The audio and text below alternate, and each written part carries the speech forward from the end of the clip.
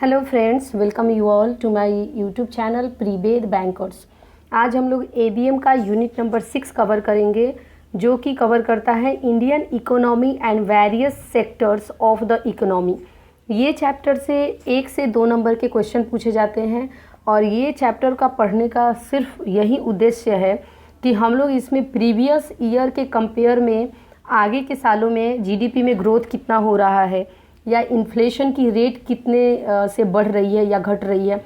कहने का मतलब कि सिर्फ डेटा का कंपैरिजन हम लोग पढ़ेंगे, कंपेयर करेंगे कि प्रीवियस ईयर में कितना था ग्रोथ रेट, आज के डेट में कितना है या उसके आगे साल में कितना है, पहले इन्फ्लेशन कितना था और अभी इन्फ्लेशन कितना है। तो वनली जो है यहाँ पे हम लोग डेटा का कंपैरिजन ही पढ़ेंगे। तो हम लोग शुरू करते हैं इंट्रोडक्शन से। अच्छा, इंट्रोडक्शन से शुरू करने से पहले मैं आपको ये कहना चाहती हूँ कि please do subscribe our channel and share with your friends जो भी जेआईबी या सीआईबी का प्रिपरेशन कर रहे हैं, ताकि उनको भी हेल्प मिल सके। अब चलिए हम लोग शुरू करते हैं इंट्रोडक्शन से। यहाँ पे इंडियन इकोनॉमी, यहाँ पे ब्रीफ ओवरव्यू दिया है इकोनॉमी टिल 2008 तक का जो इकोनॉमी का क्या जीडीपी रेट है या इन्फ्लेशन कैसा है या ग्रॉस डोमेस्टिक इन्वेस्टमेंट कैसी है, उसके बारे में यहाँ पे बात की हुई है। तो हम लोग सबसे पहले ये समझने की कोशिश करेंगे कि जीडीपी क्या होता है। जीडीपी, जैसा कि आप सब लोग जानते होंगे कि जीडीपी क्या होता है, फिर भी मैं एक रिवीजन के लिए बता देती हूँ कि ग्रॉस डोमेस्टिक प्रोडक्ट, ग्रॉस का मतलब टोटल एंड डोमेस्टिक का मतलब कि जितने भी प्रोडक्ट डोमेस्टिकली बने हुए हैं, मतलब एक डोमेस्टिक होता है, एक इंटरनेशनल होता है। तो डोमेस्टिक मतलब अपने कंट्री के बाउंड्री में जितने भी प्रोडक्ट एंड सर्विसेज बने हैं, तैयार हुए हैं, उन सब का जो टोटल करेंगे उसी को जीडीपी कहा जाता है। नेक्स्ट हम लोग जब ये लाइन को पढ़ेंगे तो पता चलेगा कि in the first 5 decades of 20th century, मतलब 20वीं शताब्दी के पहले 5 दशक में अपना, मतलब जब इंडिया को इंडिपेंडेंस मिला 1947 में, तब तक जो है जीडीपी स्टैग्नेंट था, मतलब ज़्यादा उसमें कुछ उतार चढ़ाव या ग्रोथ नहीं थी। तो यहाँ पे दिया है कि growth, the trend growth in GDP during this period was 0.9% with the population growing by about 0.8%। यहाँ पे देखिए, एक हमने पढ़ा कि पर कैपिटा जीडीपी, तो पर कैपिटा जीडीपी का मतलब क्या होता है। तो पर कैपिटा जीडीपी का जो फॉर्मूला होता है, per capita GDP equal to total GDP divided by population of country, मतलब total number of the people of that country. तो यहाँ पे हमें दिया था कि टोटल जीडीपी जो था वो 0.9% था और पॉपुलेशन 0.8 था। जब इसको डिवाइड करेंगे तो 1.12% आएगा। तो वो डेटा के हिसाब से देखेंगे तो मतलब फर्स्ट 5 दशक बोला ना, कि पहले 5 दशक में जब भी हमारा देश आज़ाद हुआ उसके पहले 5 दशक, तो 5 दशक पीछे चले जाएंगे तो 1897 से 1947 के बीच में लगभग 1% कोई ज़्यादा ग्रोथ नहीं हुआ। तो स्टैग्नेंट ग्रोथ ही कहेंगे इसको। तो एवरेज देखिए, ये साल से ये साल के बीच का, तो हम एवरेज यहाँ पे कंपेयर कर रहे हैं। तो स्टार्टिंग में 1.12 था। नेक्स्ट जब 1950 से 1980 का डेटा देखेंगे तो 3.5 से जो है जीडीपी जो है ग्रोथ कर गया था। 1980 से 2005 के बीच में 6% हो गया था और 2000 से 2008 के बीच में 7.2 हो गया था और 2003 से 2008 तक के बीच में 8.8%। यहाँ पे 2008 तक का कंपैरिजन इसलिए दिया है क्योंकि 2008 में एक बड़ा रिसेशन आया था, जो वर्ल्ड वाइड सारी इकोनॉमी जो है उसका इम्पैक्ट सारी इकोनॉमी पे पड़ी थी। जब भी आप ये डेटा को पढ़ेंगे तो आपका जो है समरी, यहाँ पे जो मैंने अभी बताया, ये पूरा डेटा का समरी है, जहाँ पे आपको ईयर वाइज और जीडीपी का एवरेज पता चलेगा। बट ये सब कुछ याद रखने की ज़रूरत नहीं है क्योंकि एग्ज़ाम में ये सारी चीज़ें बताएगा, मतलब पूछेगा ही नहीं। बट फिर भी हम लोग इसलिए पढ़ रहे हैं ताकि एक हमारे पास जो है माइंडसेट बन जाए कि हाँ, डेटा का कंपैरिजन और आगे जो है मतलब उसके बारे में ही हमें इसमें पढ़ना है। तो वो हो गया कि आपका जीडीपी के बारे में। नेक्स्ट यहाँ पे दिया है the strengthening of economic activity in the year 2001 to 2008 has been supported by sustain increase in the gross domestic investment. अभी यहाँ पे एक बात आ गई है कि ग्रॉस डोमेस्टिक इन्वेस्टमेंट, तो ग्रॉस डोमेस्टिक प्रोडक्ट तो हमने जान लिया कि क्या होता है। तो अब ग्रॉस डोमेस्टिक इन्वेस्टमेंट एक नया वर्ड है, ये क्या होता है। अब देखिए कि टोटल जो जीडीपी है, या इंडिविजुअल से समझिए, जैसे कि आपका 100 रुपये का जो इनकम है, वो 100 रुपये में अगर आप 20 रुपये आप इन्वेस्ट कर देते हैं, आप उसको सेविंग कर देते हैं स्टॉक में, म्यूचुअल फंड में या एफडी में, कहीं भी आप अगर इन्वेस्ट कर देते हैं, तो वो जो 20 रुपये हैं वो आपका इन्वेस्टमेंट में चला जाता है, तो वो आपके लिए ग्रॉस डोमेस्टिक इन्वेस्टमेंट बन जाता है। ठीक है, तो वैसे ही कंट्री लेवल पे देखा जाता है कि ग्रॉस डोमेस्टिक इन्वेस्टमेंट क्या होता है, तो उसका रेट जो है 22.8 था। अभी यहाँ पे भी मैंने उसका समरी आपको बता देती हूँ कि ग्रॉस डोमेस्टिक इन्वेस्टमेंट 2001 से 2 के बीच में 22% का ग्रॉस डोमेस्टिक इन्वेस्टमेंट था टोटल जीडीपी का। 2006 से 7 के बीच में देखा जाए तो 35% था, 35.9% ऑफ जीडीपी था। और उस पीरियड में, ये जो पीरियड अभी दिखाया गया है, उसमें 95% ऑफ इन्वेस्टमेंट, 95% जो टोटल इन्वेस्टमेंट था इसका, वो टोटली डोमेस्टिक सेविंग से फाइनेंस किया हुआ था। मतलब जितने भी अपने कंट्री के लोगों ने सेविंग की थी, वो जो टोटल था वो 95% था। ये टोटल अमाउंट, मतलब जो भी ये परसेंटेज है उसका, ये टोटल इन्वेस्टमेंट का 95% सेविंग था, वो भी कौन सा, डोमेस्टिक सेविंग। ठीक है, तो यही यहाँ पे बताने की कोशिश की गई है कि जो 95% of investment during this period was finance by domestic saving. अभी उसके बाद देखिए कि since independence the inflation rate, inflation आप सबको मालूम है, इन्फ्लेशन का हिंदी होता है महंगाई। महंगाई का मतलब कि जब भी पैसे की कीमत जो है, पैसे का वैल्यू जो है वो कम हो जाता है, माने गुड्स एंड सप्लाई, जो भी गुड्स है, सर्विसेज है, उसका प्राइस अगर बढ़ जाएगा तो आप जो है ज़्यादा पैसे में कम सामान खरीद पाएंगे, तो समझ लीजिए कि महंगाई आ गया है। तो इन्फ्लेशन रेट, इंडिपेंडेंस के टाइम से inflation rate in the terms of wholesale price, अब देखिए एक वर्ड आता है होलसेल प्राइस इंडेक्स। तो होलसेल प्राइस इंडेक्स क्या होता है, तो होलसेल प्राइस इंडेक्स का मतलब होता है कि जो भी गुड्स बल्क में एक ऑर्गेनाइजेशन से दूसरे ऑर्गेनाइजेशन के बीच में ट्रेड किया जाता है, उसे WPI कहा जाता है।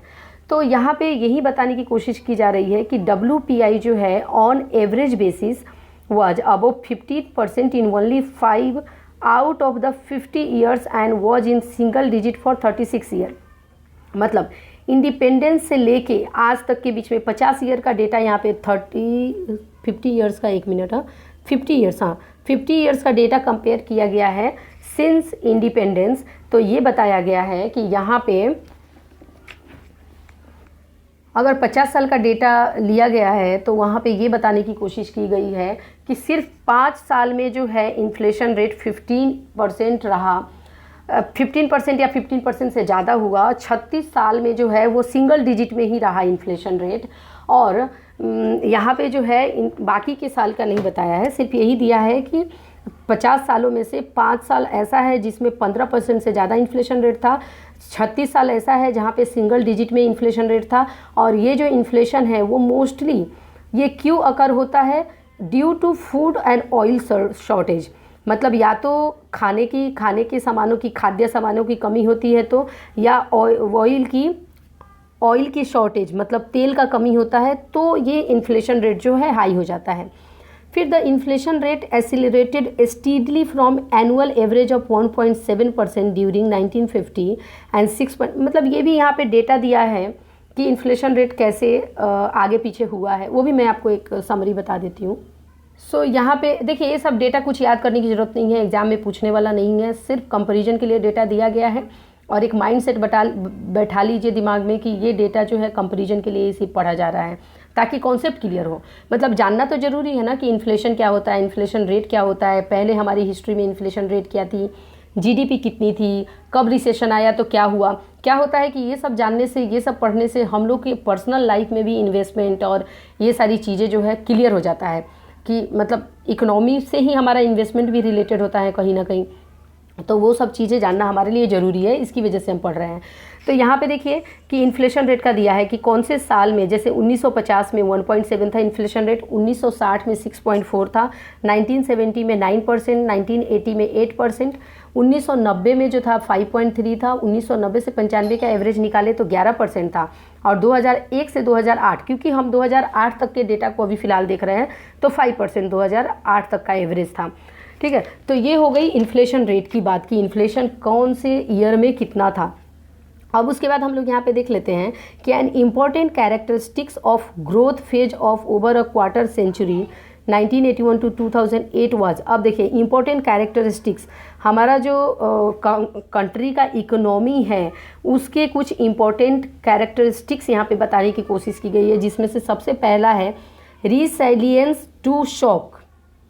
सो यहाँ पे कहने का मतलब है कि 1981 से 2008 तक, ठीक है 2008 में रिसेशन आया था, हम सबको मालूम है, लेकिन 1981 से वो 2008 तक के बीच में भी बहुत सारे शॉक, मतलब सदमा हो गया हिंदी में, और रिसाइलियंस मतलब हो जाता है लचीलापन। कहने का मतलब कि मतलब शॉक को बर्दाश्त करने की क्षमता, मतलब कितना सदमा है और उसको कितने अच्छे तरीके से, सहज तरीके से उस इकोनॉमी जो है वो शॉक का कुछ इम्पैक्ट नहीं हो रहा है या उसको सही तरीके से हैंडल कर पा रही है। तो रिसाइलियंस टू शॉक हो गया। तो जब भी रिसेशन आया, तो जैसे कि कोई सीरियस बैलेंस पेमेंट क्राइसिस था या कंट्री किसी प्रकार का शॉक मतलब शॉक का इम्पैक्ट पड़ रहा था, तो कंट्री ने उस सारे शॉक्स को सहा था, बर्दाश्त किया था। जैसे यहाँ पे देखिए, during this period we witnessed only one serious balance of payment crisis. एक पेमेंट क्राइसिस हम लोगों ने उस टाइम में, सीरियस बैलेंस पेमेंट क्राइसिस था, उसको भी सही तरीके से हैंडल किया गया। नेक्स्ट है कि गल्फ वॉर इन 1990 में गल्फ वॉर था, उसको भी कंट्री ने अपना इम्पैक्ट नहीं पड़ने दिया। Then Indian economy in the later year could successfully avoid any diverse contagious impact on shock from the East Asian crisis. मतलब जितने भी तरीके का क्राइसिस है, जैसे ईस्ट एशियन क्राइसिस हो गया, रशियन क्राइसिस हो गया, दुनिया में जितने प्रकार के भी क्राइसिस या जितने प्रकार के भी शॉक्स या कुछ भी आता है, तो उसका इम्पैक्ट जो है हर एक इकोनॉमी पे पड़ता है, क्योंकि एक दूसरे से इंपोर्ट और एक्सपोर्ट करने की वजह से कंपनी एक दूसरे से जुड़ी रहती है। जैसे हम इंडिविजुअल लेवल पे, अपने डोमेस्टिक कंट्री लेवल पे ही देख ले कि एक दूसरे से जब कंपनी ऑर्गेनाइजेशन टू ऑर्गेनाइजेशन कुछ चीज़ों का ट्रेड करती है, तो एक पे इम्पैक्ट आया तो दूसरे भी ऑटोमेटिक इम्पैक्ट हो जाती है। वैसे ही कंट्री का है कि एक कंट्री इम्पैक्ट हुआ तो दूसरी कंट्री के पे भी, अगर रशियन क्राइसिस है, ईस्ट एशियन क्राइसिस है, तो इंडिया को भी उसका इम्पैक्ट आएगा। फिर उसके बाद है sanction like situation in post Pokhran scenario. Post Pokhran scenario था, उस केस में भी सिचुएशन जो आए थे उसको हैंडल करना, प्लस बॉर्डर कॉन्फ्लिक्ट हुए थे उसको हैंडल करना। उसके बाद जो है this robust micro economic performance in the face of recent oil and as well as food shocks demonstrated the vibrancy and resilience of the Indian economy का मतलब रोबस्ट माइक्रो इकोनॉमिक ऑलरेडी हम लोगों ने पढ़ा था पिछले चैप्टर में कि एक माइक्रो होता है, एक माइक्रो होता है। माइक्रो का मतलब ओवरऑल इकोनॉमी से रिलेट होता है, जैसे जीडीपी हो गया, फिर इनकम हो गया, तो ये सारी चीज़ें जो है वो माइक्रो इकोनॉमी में। तो माइक्रो इकोनॉमी का रोबस्ट, बहुत मजबूत परफॉर्मेंस इंडिया ने अभी तक दर्शाया है, ठीक है। तो उसके बाद हम लोग देख लेते हैं यहाँ पे इंडियन इकोनॉमी आफ्टर 2008 तक तो वो सारी चीज़ें थी। 2008 के बाद क्या हुआ उसके बारे में यहाँ पे दिया है। सो हमने अभी तक देखा कि कैसे इंडियन इकोनॉमी ने जितने भी क्राइसिस आए उसको बर्दाश्त किया, ओवरकम किया या इम्पैक्ट नहीं होने दिया। लेकिन इकोनॉमी आफ्टर 2008 के टाइम में जो है, इकोनॉमी में जब रिसेशन आया था तो वो टाइम में इकोनॉमी का जो जीडीपी की ग्रोथ रेट थी वो उसका क्या इम्पैक्ट था, या वो उसके रेट कैसे थे, या आगे आने वाले सालों में उसका रेट कैसा रहा, उसके बारे में यहाँ पे आपको डिस्कशन करते हुए मिलेगा। तो उसको भी यहाँ पे देख लीजिए कि एक समरी है इकोनॉमी आफ्टर 2008। ईयर 2005 से 6 में 9.2 का जीडीपी ग्रोथ था, 6 to 7 में 9% था, 7 to 8 में 7.4 था, 8 to 9 में 7.4, 9 to 10 में 7.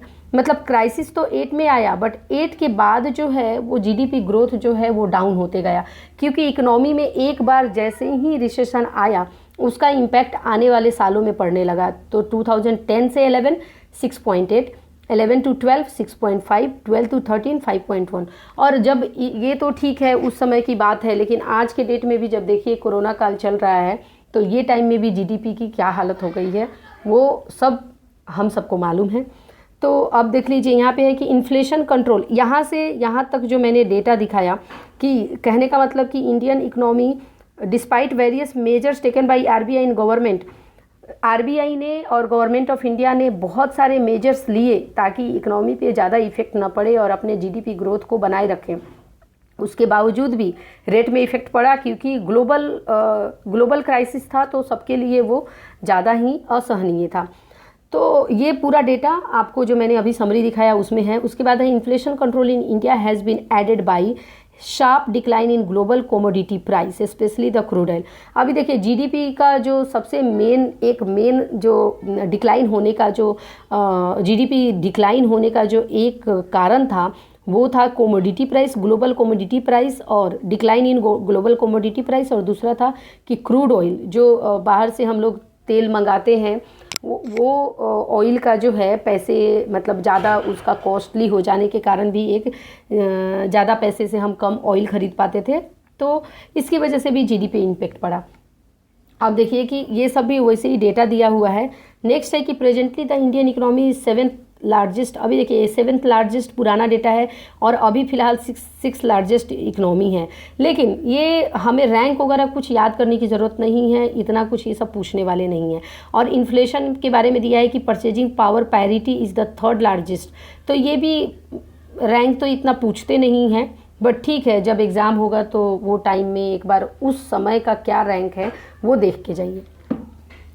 नेक्स्ट हम लोग one of the most important यहाँ से क्वेश्चन बनते हैं वेरियस सेक्टर ऑफ इकोनॉमी। तो ये वेरियस सेक्टर ऑफ इकोनॉमी कौन कौन सा होता है? Indian economy is classified in 3 main sector. 3 main sector है जो हम जानते हैं कि एक प्राइमरी होता है, दूसरा सेकेंडरी होता है और तीसरा टर्शियरी सेक्टर होता है। तो सबसे पहला है एग्रीकल्चर और अलाइड एक्टिविटी जो है वो अपना प्राइमरी सेक्टर में आता है, इंडस्ट्री जो है वो सेकेंडरी सेक्टर में आता है और सर्विसेज जो है वो टर्शियरी सेक्टर में आता है। तो यहाँ पे फर्स्ट देखिए कि एग्रीकल्चर में क्या क्या इंक्लूड है, फिर इंडस्ट्री में क्या इंक्लूड है और सर्विसेज में क्या इंक्लूड है। तो इसका भी मैं समरी आपको बता देती हूँ। सो यहाँ पे देख लीजिए कि एग्रीकल्चर एंड अलाइड एक्टिविटी ये अपना प्राइमरी होता है, इसमें फॉरेस्ट्री और फिशिंग रिलेटेड एक्टिविटी ये सब होता है। इंडस्ट्री में मैन्युफैक्चरिंग होता है, electricity, gas, water supply, construction ये सब आ जाता है। फिर सर्विसेज में क्या होता है? Trade, repairs, hotels. ये देखिए ये पढ़ने का मेन मकसद ये है कि क्वेश्चन आ जाते हैं कि सर्विसेज सेक्टर में क्या क्या आता है, इंडस्ट्री सेक्टर में कौन कौन से एरिया होते हैं, या एग्रीकल्चर या अलाइड एक्टिविटीज़ में कौन कौन से एरियाज़ होते हैं। तो अब देखिए ये सर्विसेज सेक्टर में hotel, restaurant, transport, storage, communication services related to broadcasting, financial services, real estate के services, professional services, community, social and personal. अभी यहाँ पे देखिए एक फ़र्क समझ लीजिए, इंडस्ट्री में कंस्ट्रक्शन आता है लेकिन रियल एस्टेट जो है वो सर्विसेज में आता है, तो ये कन्फ्यूजन ना क्रिएट हो, तो ये भी चीज़ ध्यान में रखिए। और यहाँ पे जो एग्रीकल्चर दिया है और अलाइड एक्टिविटीज़ दिया है, तो अलाइड एक्टिविटीज़ में क्या आता है? डेयरी होता है, जैसे कि दूध रिलेटेड जो प्रोडक्ट मिलते हैं, फिशरी होता है जैसे मछली पालन, या एनिमल हस्बेंड्री होता है पशुपालन, या पोल्ट्री होता है मुर्गी पालन, बी कीपिंग होता है जिसे हम लोग मधुमक्खी पालन बोलते हैं, या सेरीकल्चर होता है जो रेशम के कीड़े को पालना है। तो ये सारी चीज़ें जो है ना वो अलाइड एक्टिविटीज़ में आ जाता है। उसके बाद हम लोग देख लेते हैं कि सबसे पहला जो प्राइमरी सेक्टर है जिसे हम एग्रीकल्चर बोलते हैं, तो एग्रीकल्चर के बारे में यहाँ पे दिया है। एग्रीकल्चर को जो है बैकबोन ऑफ इंडियन इकोनॉमी भी कहा जाता है। दूसरा है कि एग्रीकल्चर जो है एक most of the important sector of Indian economy कहा जाता है। Agriculture is one of the most important sector of Indian economy, क्योंकि हम बोलते हैं ना कि हमारा जो देश है वो कृषि प्रधान देश है, तो इसकी वजह से एग्रीकल्चर का रोल बहुत ही ज़्यादा इम्पोर्टेंट है। और सेंट्रल स्टैटिस्टिक्स ऑफिस CSO ने एग्रीकल्चर को जीडीपी में 4.5% का कंट्रीब्यूशन, मतलब ये बताया कि agriculture GDP is expected to grow 4.1% to rupees इतना इन 1670। ये 16 और 70s का डेटा दिया है। मैं आपको अभी ये भी बताना चाहती हूँ कि डेटा पे मत जाइए, क्योंकि data is only for the comparison in this chapter. आपको किस तरीके का क्वेश्चन पूछा जाएगा वो क्वेश्चन मैं अलग से आपको बता देती हूँ, जो मैंने ऑलरेडी पढ़ के निकाले हैं, ठीक है। अब देखिए एग्रीकल्चर इंक्लूड अलाइड एक्टिविटी, जो हमने देखा जो पूछा जा सकता है, और वो कितना कंट्रीब्यूट करता है, तो यहाँ पे 17% है, लेकिन depend upon year by year ये डेटा चेंज हो जाता है। ठीक है। उसके बाद है कि 10% of India export consist of agriculture commodity, जो डेटा अभी फिर से वो चेंज हो जाएगी। The prosperity of the rural economy is also closely link to agriculture and allied activity. जो अपनी रूरल इकोनॉमी है, मतलब जो अपना विलेज का या गाँव का जो इकोनॉमी है, उसकी समृद्धि जो है वो टोटली लिंक होता है एग्रीकल्चर और अलाइड एक्टिविटीज से। उसके बाद है कि one of the biggest success story of independent India is the rapid stride made in the field of agriculture from a nation dependent on food import to feed its population today. मतलब पहले food import होता था, but अब अभी के date में अपने country के पॉपुलेशन को खाना दे सकती है, ऐसा हमारा जो है एग्रीकल्चर बन चुका है। Today India is not only self sufficient in grain production but also in substantial food reserve. मतलब सिर्फ ग्रेन प्रोडक्शन में सफिशिएंट ही नहीं है, बल्कि हमारे पास रिजर्व भी है। और वो क्यों हुआ? Due to green revolution. Green revolution जो हरित क्रांति जो है, जिसकी वजह से वो एक तरीके का प्रोग्राम है जो एग्रीकल्चर को इम्प्रूव करने के लिए बनाया गया था। उस ग्रीन रेवोल्यूशन के कारण हमारी कंट्री जो है आज के डेट में सिर्फ सेल्फ सफिशिएंट ग्रेन प्रोडक्शन के लिए नहीं है, बल्कि अपने पास फूड का रिजर्व भी है। और यहाँ पे दिया हुआ है कि एग्रीकल्चर सेक्टर में डेवलपमेंट के लिए गवर्नमेंट ऑफ इंडिया ने अपने बजट में 17-18 का जो बजट था, उस समय ये बताया गया था कि जो भी रूरल एलोकेशन है एग्रीकल्चर और अलाइड सेक्टर के लिए, वो 24%। अगेन डेटा ही दिया है यहाँ पे सारी चीज़ें में, बट यहाँ पे इम्पोर्टेंट ये चीज़ है कि सब्सिडी इंटरेस्ट रेट जो है, अगर 7% शॉर्ट टर्म क्रॉप लोन के लिए 3 लाख रुपए सब्सिडाइज इंटरेस्ट रेट पे दिया जाएगा 7%। अगर वो इफेक्टिव मतलब सारे बराबर से प्रॉम्प्ट पेमेंट करते हैं लोन्स का, तो उसको 4% कर दिया जाएगा। और ये जो है the government intend to double the farm income by the year 2022 तक ये फार्म इनकम को डबल भी कर सकती है गवर्नमेंट। उसके बाद है कि however there is still a host of issue that need to address regarding Indian agriculture. India agriculture is heavily depend upon monsoon. मतलब अपना इंडियन जो एग्रीकल्चर है उसमें डेवलपमेंट की और भी बहुत सारी ज़रूरत है, क्योंकि अपना जो एग्रीकल्चर है वो टोटली मानसून पे डिपेंड करता है। अगर बारिश अच्छी हुई तो फसल भी अच्छा होगा, बारिश अच्छी नहीं हुई तो फसल सूख जाएगा, या बारिश बहुत ज़्यादा हो गई तो फसल डूब जाएगा। तो ये जो है टोटली मानसून पे ही डिपेंड करता है, और मानसून जो है एक क्रिटिकल रोल प्ले करता है। वेदर जो है वो मतलब एक क्रिटिकल रोल प्ले करता है अपने इंडियन एग्रीकल्चर के लिए। तो उसके बाद दिया है, और इसकी वजह से है बहुत सारे फैक्टर्स है जिसकी वजह से फार्मर्स जो है वो आज के डेट में फार्मर्स पे भी इम्पैक्ट पड़ता है। और नेक्स्ट देखिए कि there is an urgent need for second green revolution. First green revolution के केस में क्या हो गया था कि इंडिया के पास इतना सक्षम हो गया कि अपने पॉपुलेशन को खाना खिला सके, इतना प्रोडक्शन हो गए थे, और रिज़र्व भी रख सके, इतना हो गया था। लेकिन अब सेकेंड रेवोल्यूशन की ज़रूरत है इंडियन एग्रीकल्चर में और भी डेवलपमेंट के लिए। और वो फॉलोइंग स्टेप नीड, क्या ऐसा स्टेप लिया जाएगा, क्या ऐसा बदलाव किया जाएगा ताकि जो है अपने इंडियन एग्रीकल्चर में और अच्छा प्रभाव पड़ सके। तो doubling the rate of growth of irrigated area, ये मतलब जो लैंड है ना जो कम दामों में बिकता है उसका रेट डबल हो जाना चाहिए। दूसरा है कि reclaiming the degraded land and focusing on soil quality, मतलब मिट्टी का जो क्वालिटी है उस पर डिपेंड करना चाहिए, मतलब उसको ज़्यादा बढ़ावा देना चाहिए, आगे बढ़ाना चाहिए। मतलब क्वालिटी को देख के कि किस सॉइल पे किस तरह के मतलब धान या शुगर केन या वीट क्या उगाया जा सकता है, ये सब चेक करना। इम्प्रूविंग वाटर मैनेजमेंट, मानसून पे डिपेंड न रह के वाटर मैनेजमेंट बनाना चाहिए। Rain water harvesting and water shade development, water shade develop करना चाहिए कि जब पौधों को ज़रूरत हो पानी की तो पानी दिया जा सके। Bridging the knowledge gap through effective extensive service, तो extensive service, effective extensive service, extension service होना चाहिए ताकि फार्मर्स के नॉलेज गैप को पूरा किया जा सके, उनको भी एजुकेट किया जा सके, उनको भी ट्रेन किया जा सके। ठीक है। उसके बाद है diversifying into high volume output fruit, vegetable, flower, herbs, spices, ये सारी चीज़ों पे भी ध्यान देना चाहिए। Providing easy access to credit affordable, कम रेट में लोन देना चाहिए ताकि अच्छे तरीके से पैसे लगा के और किसान जो है अपना खेती कर सके। Increasing investment in agriculture infrastructure also, मतलब जैसे कि एग्रीकल्चर इंफ्रास्ट्रक्चर को बढ़ावा देना चाहिए, जैसे कि कोल्ड स्टोर, वेयर हाउस, ये सब चीज़ जो है बनाया जा सके। तो हमने क्या देखा कि एग्रीकल्चर प्राइमरी में आती है, और सेकेंडरी सेक्टर की बात करेंगे तो इंडस्ट्री आता है। तो इंडस्ट्री जो है, industry account for about 33% of India GVA, gross value addition. This sector employ about 22% of the total workforce. तो ये बताया है कि इंडिया के GDP में इंडस्ट्री का कितना रोल है और कितना एम्प्लॉयमेंट वो देती है, उसके बारे में बताया है। और इसकी वजह से जो है वर्ल्ड में इंडस्ट्रियल आउटपुट में इंडिया का रैंक कितना है। तो ये सब डेटा की बात हो गई। अब हम लोग देख लेते हैं मेन मुद्दा जिससे क्वेश्चन पूछे जाते हैं कि सेंट्रल स्टैटिस्टिकल ऑर्गेनाइजेशन ने इंडस्ट्री को 3 सेगमेंट में डिवाइड किया है। पहला है कि माइनिंग एंड क्वेरिंग, दूसरा मैन्युफैक्चरिंग एंड इलेक्ट्रिसिटी, तीसरा gas and water supply. Mining पता है ना, कोयला निकालने, माइनिंग करके कोयला निकाला जाता है। क्वेरिंग मतलब सीमेंट बालू ये सब निकाला जाता है। मैन्युफैक्चरिंग मतलब मशीनरी, ये सबों की मैन्युफैक्चरिंग होती है। इलेक्ट्रिसिटी, गैस और वाटर सप्लाई तो आप सबको मालूम है। तो ये जो है सेंट्रल स्टैटिस्टिकल ऑर्गेनाइजेशन ने क्लासीफाई किया है इंडस्ट्री को 3 सेगमेंट में। अब हम बात करेंगे micro, small and medium enterprises के बारे में। तो यहाँ पे micro, small and medium enterprises का रिसेंटली जो है गाइडलाइन चेंज हुआ है, और वो एग्जिस्टिंग गाइडलाइन क्या था और नया गाइडलाइन क्या है उसके बारे में हम लोग एक थोड़ा सा देख लेंगे।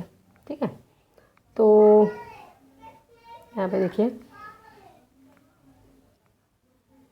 एग्जिस्टिंग MSME का गाइडलाइन क्या था। पहले क्या होता था, पहले माइक्रो है कंपनी की, स्मॉल है कि मीडियम है, ये इंटरप्राइजेस किस कैटेगरी में आएगा उसके लिए प्लांट एंड मशीनरी और इक्विपमेंट, प्लांट एंड मशीनरी और इक्विपमेंट, इसमें सिर्फ इन्वेस्टमेंट के क्राइटेरिया से हम डिसाइड करते थे।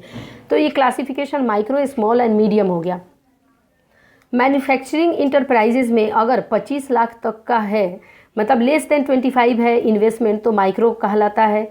25 लाख से 5 करोड़ है तो स्मॉल कैटेगरी में होता है, और 5 लाख से 10 लाख के बीच, 5 करोड़ से 20 करोड़ के बीच में है तो मीडियम इंटरप्राइजेस की कैटेगरी में होता है, अगर इन्वेस्टमेंट उस बीच में है तो। सर्विसेज इंटरप्राइजेस कैसे कैटेगराइज होता है कि ये माइक्रो है कि ये स्मॉल है कि मीडियम है। अगर किसी सर्विस इंटरप्राइजेज ने 10 लाख तक की इन्वेस्टमेंट की है तो माइक्रो होता है। 10 लाख से 20 लाख की है, 10 लाख से 2 करोड़ की है तो ये स्मॉल होता है, और 2 करोड़ से 5 करोड़ की है तो ये मीडियम कैटेगरी में आता है। अभी 2020 में ये रिवाइज हो गया था MSME का क्लासिफिकेशन, और इसका जो क्राइटेरिया है वो इन्वेस्टमेंट से चेंज करके investment plus annual turnover. Annual turnover का मतलब आप सब जानते हैं सेल्स होता है कि कितना कंपनी में लगाया और कितना कंपनी ने कमाया, उसके ऊपर डिपेंड करेगा। तो माइक्रो के लिए क्या है कि मैन्युफैक्चरिंग एंड सर्विसेज दोनों कंपनी का मिला के, पहले क्राइटेरिया हमारा कैसे था, मैन्युफैक्चरिंग का अलग था, सर्विसेज का अलग था। अब मैन्युफैक्चरिंग एंड सर्विसेज एक ही हो गया है, सिर्फ डिपेंड करता है कि उसका इन्वेस्टमेंट जो है 1 करोड़ से नीचे है और टर्नओवर 5 करोड़ से नीचे है तो ये अपना मैन्युफैक्चरिंग हो जाता है। तो यहाँ पे 5 और 1 जोड़ दीजिए 6 हो जाता है, तो ऐसे याद रखने के लिए। तो ये आपका हो जाता है माइक्रो इंटरप्राइजेज। स्मॉल के केस में आपका हो जाता है कि 10 करोड़ तक और लेस देन 50, तो ये हो जाता है 10 और 50 60, तो 60 हो गया, और ये हो जाता है अपना स्मॉल इंटरप्राइजेज। मीडियम के केस में 20 करोड़ से लेके और 100 करोड़, तो ये हो जाता है अपना 120 करोड़। ठीक है, तो ये आप 60 और 120, इससे आप ध्यान रख सकते हैं कि इसकी कैटेगराइजेशन कैसे की गई है। तो ये हो गई कि MSME के बारे में, कि MSME जो है उसका डेफिनेशन अभी चेंज हुआ है कि कौन सी इंटरप्राइजेस को किस कैटेगरी में किस बेसिस पे डाला जाएगा। तो आज के डेट में इन्वेस्टमेंट प्लस एनुअल टर्नओवर के बेसिस पे ये डिसाइड होता है कि कंपनी जो है कौन सी कैटेगरी में फॉल करती है। और यहाँ पे देखिए डेटा दिया है कि अगर 5 लाख तक का MSME यूनिट होता है तो कोलैटरल फ्री लोन दिया जाता है, इसको बढ़ा के 10 लाख कर दिया जाए। अगर 10 लाख तक का लोन बैंक देती है तो कुछ कोलैटरल उससे मांगेगी नहीं। और यहाँ पे कोलैटरल फ्री लोन जो है उसको credit guarantee trust fund CGTF, credit guarantee trust fund जो है जिसको CDB के अंदर आता है, वो इसकी गारंटी लेती है। जो लोन की गारंटी जो है बैंक कस्टमर से नहीं लेती है, उसकी गारंटी CGTF की तरफ से दिया जाता है, जो CDB का एक पार्ट है। अब उसके बाद देखिए micro small medium enterprises development act 2006, उसी के बारे में बताया है कि एमएसएमई जो है क्लासीफाई हुआ था दो कैटेगरी में, manufacturing enterprises and services enterprises. आज के डेट में आपने देख लिया ना कि मैन्युफैक्चरिंग एंड सर्विसेज दोनों को मिला के हम इन्वेस्टमेंट एंड टर्नओवर के ऊपर ही देखते हैं कि ये कैटेगरी इस कंपनी का इंटरप्राइजेज का क्या कैटेगरी होना चाहिए। उसके बाद देख लीजिए कि हमने पढ़ लिया प्राइमरी, हमने पढ़ लिया सेकेंडरी, अब हम लोग पढ़ेंगे टर्शियरी। तो टर्शियरी सेक्टर जो है वो सर्विस सेक्टर को कहा जाता है, और हम लोग भी जो बैंक के एम्प्लॉई हैं वो सर्विस सेक्टर में आते हैं, हम सर्विस प्रोवाइड करते हैं। तो इसके केस में कहा गया है कि service sector now account to 52% Indian. अभी जब प्राइमरी सेक्टर, सेकेंडरी सेक्टर और टर्शियरी सेक्टर जब भी आप पढ़ेंगे तो आज के डेट में जो है सर्विस सेक्टर से सबसे ज़्यादा जीडीपी का कंट्रीब्यूशन पाया गया है। तो यही यहाँ पे डेटा बताया है, ये डेटा आज के डेट में चेंज हो चुका है। फिर some economist caution that if the service sector bypass the industrial sector economic growth can be distorted. According to them, service sector growth must be supported by pursued by growth of the industry sector. Otherwise, the service sector growth will not be sustainable. मतलब यहाँ पे कहने का मतलब ये है, यहाँ पे ये बताया गया है कि कुछ इकोनॉमिस्ट ने ये बोला कि अगर सर्विस सेक्टर अगर बाईपास हो जाएगा, इंडस्ट्री सेक्टर से भी आगे निकल जाएगा, तो इंडस्ट्री सेक्टर का ग्रोथ, इकोनॉमी का जो ग्रोथ है वो पूर्ण रूप से बिगड़ सकता है। इसकी वजह से जो सर्विस सेक्टर है उसको इंडस्ट्री सेक्टर के दोनों को मतलब एक प्रोपोर्शन में सपोर्ट होना चाहिए।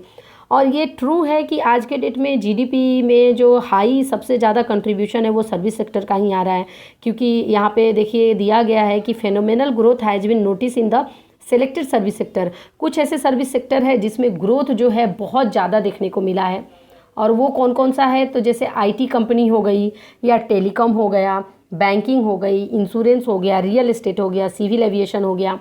तो ये सब में इंडिया का रैंक 11 है, लेकिन ये भी पुराना डेटा है। तो फिर देखिए स्ट्रक्चरल चेंजेस इन इंडियन, आगे हम बढ़ते हैं और स्ट्रक्चर चेंजेस के बारे में जानते हैं। यहाँ पे जो है बस वही हमें डेटा बताया गया है कि the Indian economy has registered N impressive growth in recent time with GDP recording average of above 7% growth rate in the 2001 from the average of 5.1990।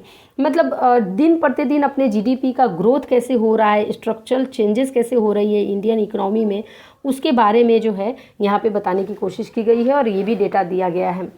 ठीक है, अभी देखिए कि the share of services in the national income has steadily increase with the corresponding fall in the contribution of agriculture and industry. Obviously मतलब agriculture और industry का कम role है, और सर्विस सेक्टर का जीडीपी के कंट्रीब्यूशन में सबसे ज़्यादा ग्रोथ जो है सर्विस सेक्टर है का है। इसकी वजह से ये ज़्यादा कंट्रीब्यूट जीडीपी में कर पा रही है सर्विस सेक्टर। अब हम लोग देखिए इसका कंक्लूजन जो है अब यही है कि ये ओनली डेटा फॉर कंपैरिजन है, और कुछ कुछ चीज़ें जो है वो माइंड में रखना है, जैसे कितने तरीके का अलग अलग टाइप्स सेक्टर्स हैं, और जो भी हमने अभी देखा कि सीएसओ के हिसाब से कितने तरीके का अलग जो सेक्टर का मतलब इंडस्ट्री सेक्टर का डेफिनेशन दिया गया है। अब हम लोग क्वेश्चन आंसर देख लेते हैं कि सबसे पहला है the average growth rate of Indian economy over the 25 years since 1980 to 81 was about, तो 6%। हमने देखा ऑलरेडी, ये हमने देखा था ना कि 1980 के बाद 80 से लेके 2005 मतलब 25 साल में 6% का जो है ये अपना जीडीपी ग्रोथ है। इंडियन इकोनॉमी में जीडीपी का एवरेज ग्रोथ 6% है। फिर which sector is called primary, तो एग्रीकल्चर हो गया। सीएसओ ने इंडस्ट्रियल सेक्टर को कितने सेगमेंट में डिवाइड किया है, तो 3 सेगमेंट। एक तो है अपना माइनिंग क्वेरिंग, दूसरा इलेक्ट्रिसिटी मैन्युफैक्चरिंग, और तीसरा वाटर सप्लाई एंड गैस वगैरह है। उसके बाद है एमएसएमई का मतलब क्या होता है, फुल फॉर्म क्या होता है, माइक्रो स्मॉल और मीडियम इंटरप्राइजेस। फिर है कि service sector is also called, service sector को और क्या नाम से जानते हैं, तो टर्शियरी सेक्टर के नाम से जानते हैं। तो आंसर हो जाएगा थर्ड।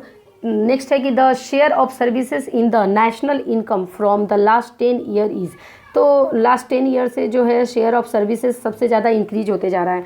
कंपेयर किया जाए एग्रीकल्चर और इंडस्ट्री से तो उसके शेयर जो है इंक्रीज होते जा रहे हैं। अब ये बुक की क्वेश्चन आंसर देखने के बाद हम लोग थोड़े क्वेश्चन आंसर देख लेते हैं। सबसे फर्स्ट है, अब देखिए यहाँ पे एक व्हाट्सअप नंबर भी हमने चालू किया है जहाँ पे आप अपने जीआईबी और सीआईबी रिलेटेड जो भी डाउट्स हैं वो क्लियर कर सकते हैं। सो आप इस व्हाट्सअप नंबर को ज्वाइन कर लीजिए। और चलिए हम लोग क्वेश्चन आंसर देख लेते हैं। और most occasion high inflation was due to, high inflation, बहुत सारे ओकेजन में हाई इन्फ्लेशन क्यों हुआ था? तो फूड शॉर्टेज और ऑयल के शॉर्टेज के कारण। तो बोथ ए और बी दोनों हो जाएगा। फिर नेक्स्ट है कि which is not the various sector of economy, कौन सा इसमें से जो है वो सेक्टर ऑफ इकोनॉमी में नहीं आता है? तो एग्रीकल्चर प्राइमरी, इंडस्ट्री सेकेंडरी और सर्विसेज टर्शियरी। नेक्स्ट है कि which is the primary sector of economy, तो agriculture and allied activities.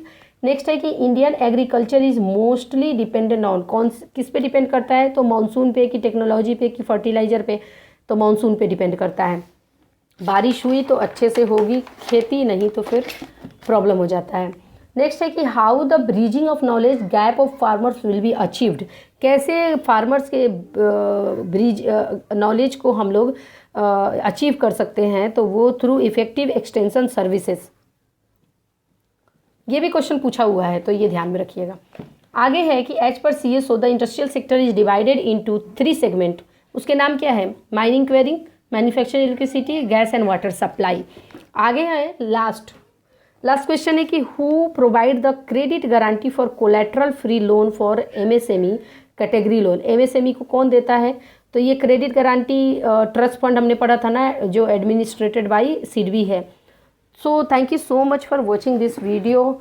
Next हम लोग जो है देखेंगे economic reform, that is chapter number 7। Thank you so much once again.